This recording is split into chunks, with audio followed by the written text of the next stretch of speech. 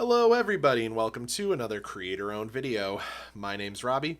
Today we're going to be talking about comic book page rates and whether you are an artist, what you should be expecting to charge as an artist, or maybe perhaps as a writer, what you can be expecting to be charged as a writer within the indie comic book industry.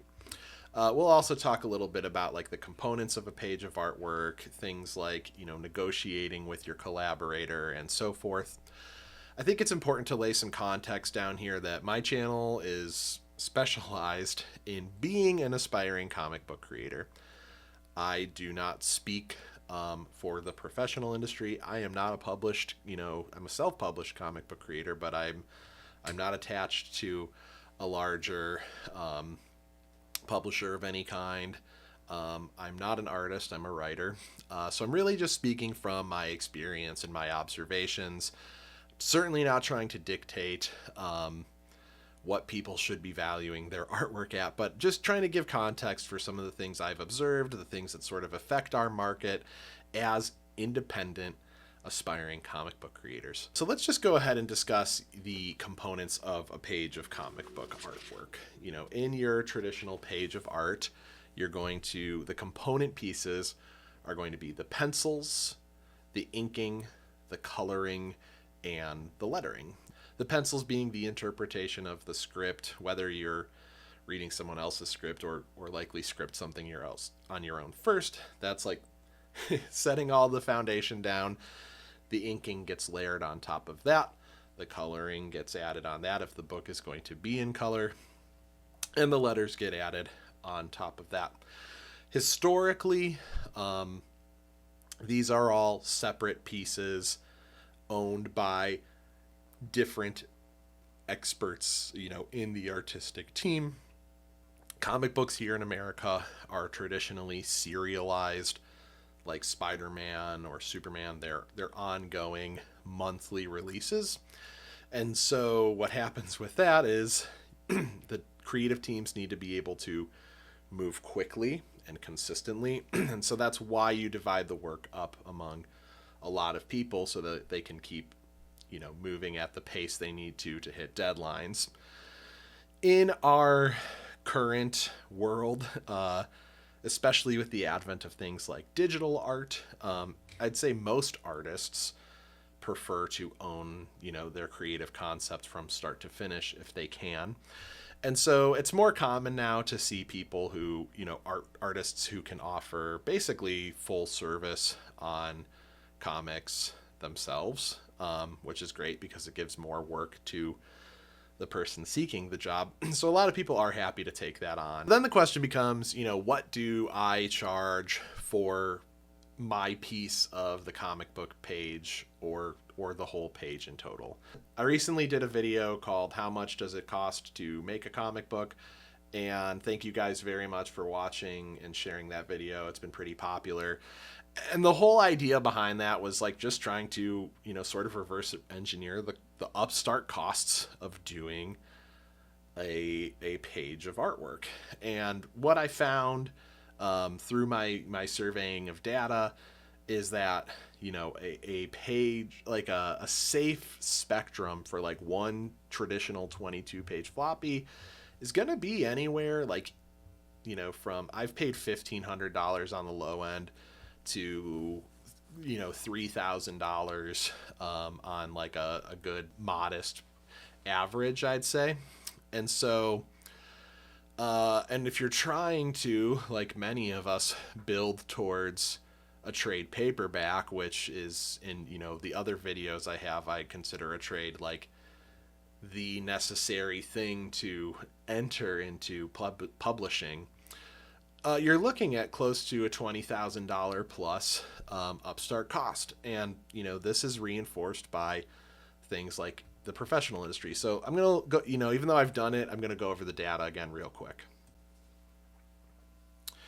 So basically I built this spreadsheet based on information I was able to find on the internet, giving price ranges for artwork from industry professionals, as well as a survey that I conducted. It wasn't a heavily attended survey, But the results were enough that I felt that they weren't too far off base. And so the way I categorize things here is like you have the professional end of the spectrum, Marvel and DC, the cream of the crop publishers, who are leading the comic book industry.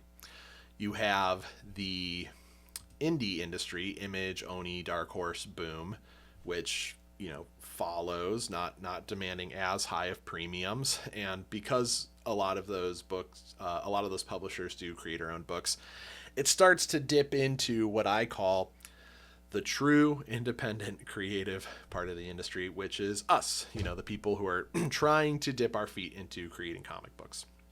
And so even at the high end here of the spectrum, like Marvel and DC, it seemed like a full page of artwork cost something like $500, which in a 22-page book is going to be, over $10,000. And so if you're doing the pencils on that, you're making, $5,000 or $6,000 a month. You're making maybe like $65,000 a year. It's not like great superstar money, but it's comfortable. For an artist, I think anyone would be happy, to be steadily employed. And then, it starts to dip down to like $250, $300 a page with some of these smaller creator-owned kind of books. And then, my observations here, like this was from my survey, I cast a pretty wide net, but I was seeing answers across the board. So basically, again, the things I've observed and why I made it as like a spectrum here is pencils are going to be like anywhere from $50 to $150 a page if you're just doing that piece of the spectrum. Inks, the average to me feels like somewhere in like the $50 range, maybe a little bit higher or lower. Color, $35 to $25. Like the further in the process you are, like the less premium it demands. And then things like lettering, tends to be somewhere from like $5 on the low end to like $25 on the high end. And full service can be, it can be whatever you want. I think like a comfortable, respectable rate is somewhere in the range of like $100 to $125 when we're talking about, people who are just trying to get their first chance in comic books. So there's a lot of different factors that can affect the price of what people are charging for their artwork. I mentioned it earlier, I believe, but, just the volume of work typically is one thing. Like if an artist, finding a project is hard enough, let alone finding someone who's willing to pay you for a project. And so if you're able to give your artist more ownership of the process, they're doing more, they're able to then charge more because they're not just doing the pencils, they're doing all of the components. And so then usually there's like a touch of a price reduction just because it's steady work and they want to continue with something steady. Experience level, like that's, someone might be a experience level, there's a difference between someone who is looking for kind of like a part-time thing, like they want to get their feet wet, and someone who is doing this full-time and has just decided like, yes, this is my main source of income. And so they're going to be flexible on rates because of this. Someone might have just more opportunities, right? And so they might be like, hey, this doesn't pay me enough, I'm not going to take the gig. Whereas someone might be like, oh, cool, like you're flexible on budget and timeline, I'm going to do it over a longer course of time, and that, that can be like where you kind of negotiate a happy middle ground based on your guys' comfort levels. Location, cost of living is different for everybody around the world. Someone just like might not have as much overhead, and to them, like the value of a dollar in one country might be significantly different than the value of a dollar in another country. But that doesn't necessarily affect the quality of the artwork. And so I've seen a lot of conversations from every end of the spectrum that make this a little confusing, because some people, insist like, hey, like we shouldn't change the values of our artwork based on this. Like there should just be an industry standard for a quality page of artwork, which is like, how do you objectively judge quality, right? But also on top of that, it's like there are people who that money makes a big difference in their life. And so I've really just seen it from every end with my video where I was saying like, okay, so a modest price is $100 a page. That's going to be close to $3,000 if you're doing like a 28 or 32 page book, right? And then someone comes in and goes, I can do it for $10 a page. And you're like, well, more power to you. It's just like this is the nature of our market. It really just depends on what you are comfortable with and what you are able to do. Make sure you are treating yourself fairly, make sure you are treating your collaborators fairly, but like be realistic about expectations. I see, some artists wanting $250 a page, but what you're asking your collaborator who's not unlike you, who's probably funding this, out of money they saved or whatever, like that's going to be a $5,000 or $6,000 issue. And that's just like a little, in my opinion, a little unrealistic for someone who needs to try and go the distance. So, by no means am I saying like don't charge what you're worth, but there's a lot of competition in this industry and we're already fighting against things like AI. Like I'd say if you can find a project that you feel good about, that treats you well, like, and that can give you some experience, it's probably worth taking. So this is like the last part of the video. I just call this know your customer. But as I've established, here we all are in the aspiring part of this industry. We are all independent creatives. And I understand the valid criticisms of people being like, so wait a minute, it takes on average 1 month to do a comic book because it takes on average 1 day to do a page of artwork. And so if you're doing 22 to 30 pages, it's going to take a month. So if you're only being paid $100 to $125 a page, that's $100 a day or $2,000 to $3,000 a month. That's not enough for me to live off of. I agree. But if you are an amateur creative, you should not be planning right now to support yourself off of an industry as fickle as this, if you can help it. When I made my first comic book, and I would say most people who are funding a comic book are doing it because they have a fuller part-time job. They have money they saved.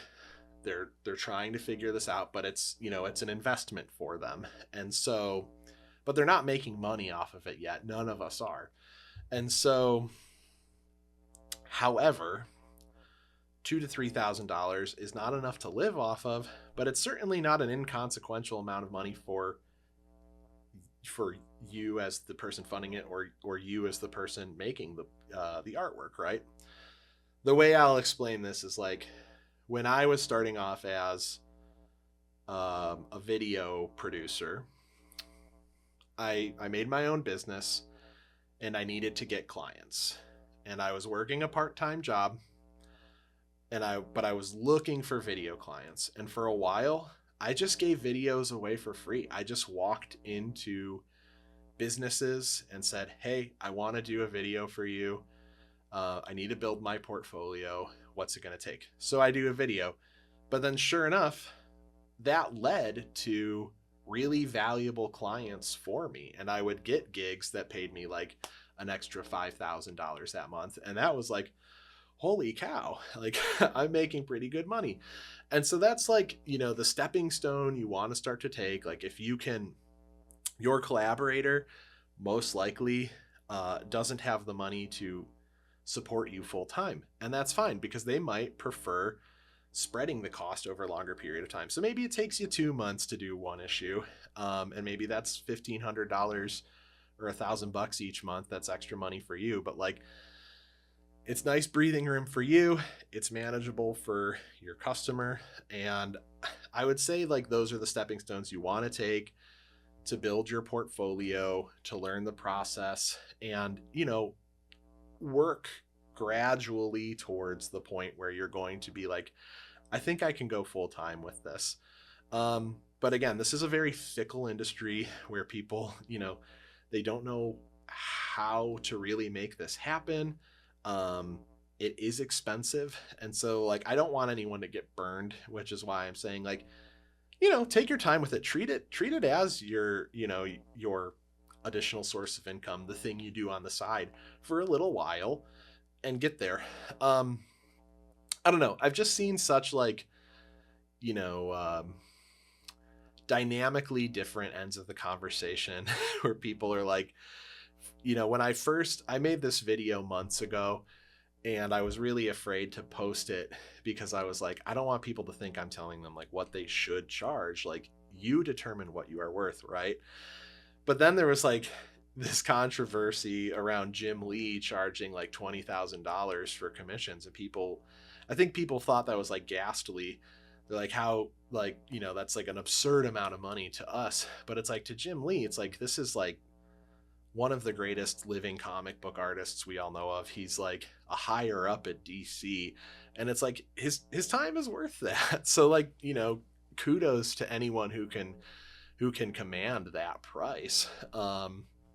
And like, I wish everyone the luck to get there. There's another really good video by Rob Guillory where he talks about comic book prices and just like the willingness to negotiate. A lot of customers, like, they just don't know this industry. And so like, if you like push back and just like say what you want or what you need to make something worth your time, that's always okay too. I'd also like to call out that I did do a recent video called How to Make Money as a Comic Book Artist. This covers the various ways that you can remonetize your artwork once you've done it. So instead of just, pursuing page rates in the work for hire economy, being commissioned to do a page of art, do it, move on. I gave tips and tricks for how you can like use your body of work in various ways to build a following or earn more, money on the back half of that passively. So please check out that video if you're interested. So at this point I'm rambling, so I'm probably just going to wrap it up. But, really, I hope that this video served the point to give people some context of like, in my observations, what people can expect to see in this industry. Again, I've seen really great artwork for $85 a page. I've seen really great artwork for $35 a page. And I'm not saying we should devalue ourselves, but it's just like, this is the nature of like a truly, no rules independent industry like this. I hope you guys learned something. And if I got something wrong or if I didn't address something, let me know down in the comments. But, ultimately, my advice is to be fair to yourself, to go into it with realistic expectations, take the opportunity to learn, don't get burned, don't burn anyone in the process, but like, find a healthy balance. So thank you very much everyone for watching this video. Again, as always, I'm really enjoying this growing community. I'm really impressed every time with the reception to my videos, the growing viewership. Thank you to 750 plus, bordering on 800 followers right now. It's crazy to see how much the channel continues to grow. I'd love to know what topics you guys want me to discuss, and as always, I'll catch you in the next video. Take care.